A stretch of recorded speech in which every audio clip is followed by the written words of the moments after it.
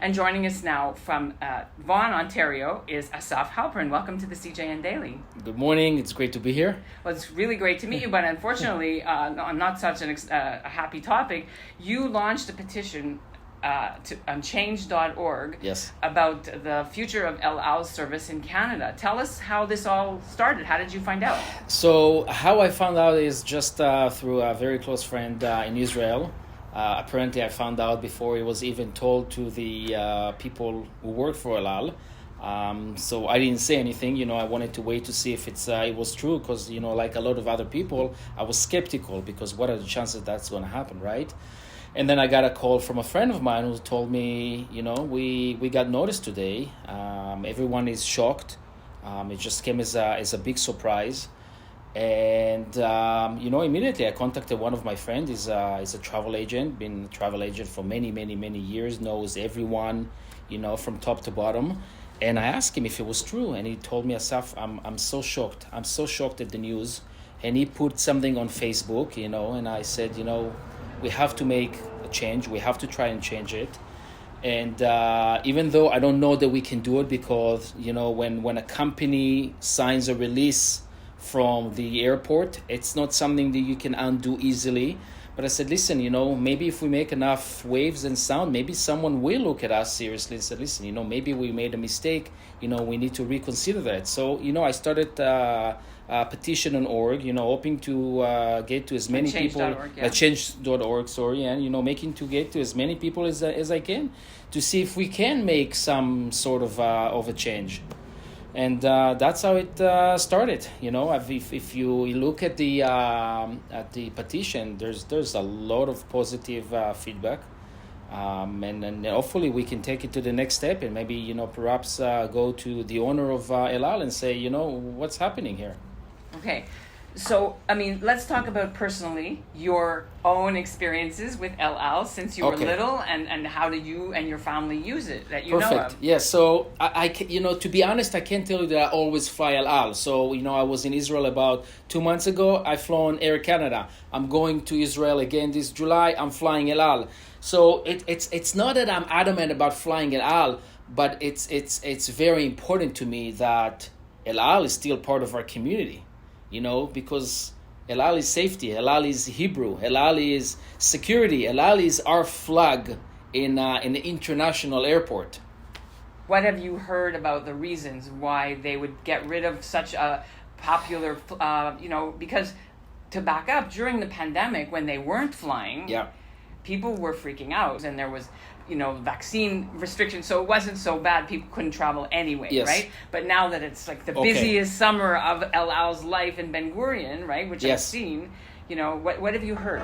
Okay, so what I've heard from employees is that El Al has a shortage of planes. I think they're down 2 planes. What I also heard is that there's always issues with pilots. I don't know that that's the truth. As far as I know, the Toronto line is very profitable, so I don't think it's because of the plane. I think what they did is, from what I understood, is they opened a new line out of Boston and Atlanta, and I think they had to make a decision which line we have to cut out right now. And because it took a while, because it's not easy to go into an airport and say, I'm El Al, I'm here, I want to fly out of here. It's quite a process. I think that even though Toronto may be, I'm not sure, but maybe more profitable than Boston, they're not just going to go and close Boston right now after they open. So it's easier to do Toronto. Now, mind you, there are about, I think, 250,000 Jews that live in Boston. There's about 170 in Toronto, but there's over 340,000 people that actually use the Toronto airline to fly to Israel. So, I don't know that we're ever going to know the truth why they stopped flying out of here. But, on the surface, the problem is with planes. Okay, so in terms of, your own experience with El Al, people are saying, you said safety, you said security. Talk about that aspect of why people would be less, in your opinion, flying other airlines to Israel. Listen, it's not a secret that El Al has the best security in the world, right? El Al trains people in Israel, they bring them over here, and then they send them to training again. So, maybe I'm paranoid, I don't know, but I think the most secure airline for me, okay, is El Al. They take extra measurements. But it's a well-known fact, right? And listen, we're not going into a safer world for Jews, At the end of the day, it's getting, less and less safety or safe for Jews to live abroad. So, giving up this aspect, for me, I don't know, it makes me a bit more scared because I don't know what kind of measurements, Air Canada is going to take now that El Al is not here, or what kind of measurements other airlines that are going to take over the El Al line are going to take. So from a security perspective, I got to tell you, it's a bit scary for me. And then if you read some of the comments, you'll see I'm not the only one. So, have you had any communications with El Al about this petition? Like, do they know that it's going on? Have you told them? No, I don't have any. Listen, I know a lot of people who work in El Al. I didn't contact anyone in particular.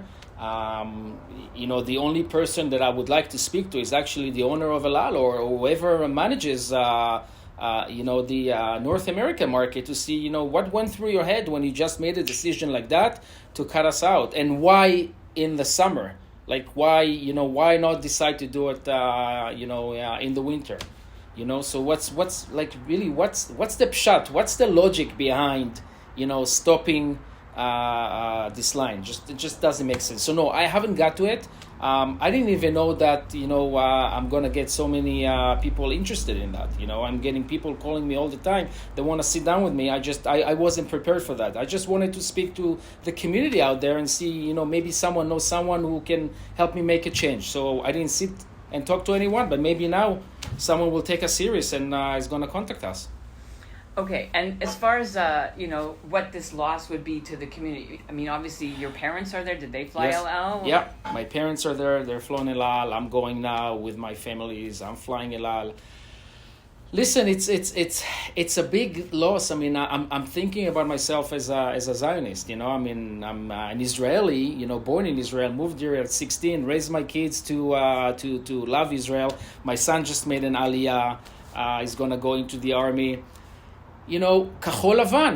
We're gonna lose the Kachol Lavan. Blue and white symbol. It's like going to Costco and not finding fruits from Israel anymore. So I know that if I fly El Al, I may pay a bit more for flying El Al. By the end of the day, I'm supporting my country. I'm supporting the Israeli flag. So it's a big loss. It's a very big loss, I think, to the Jewish community. Okay, so you have you ever had any bad experiences Never. on El Al? Because, some people say, well, you can't sit beside a woman, and then there's the religious aspect, there's that whole broigus that goes on, right? Have you ever had any experience, or they're rude? So the truth is, not only that I've never had a bad experience, I had an incredible experience on one of my flights to Israel when I suffered from a migraine. I'm sorry to tell you, but I threw up the entire plane. I got bumped up to a business class.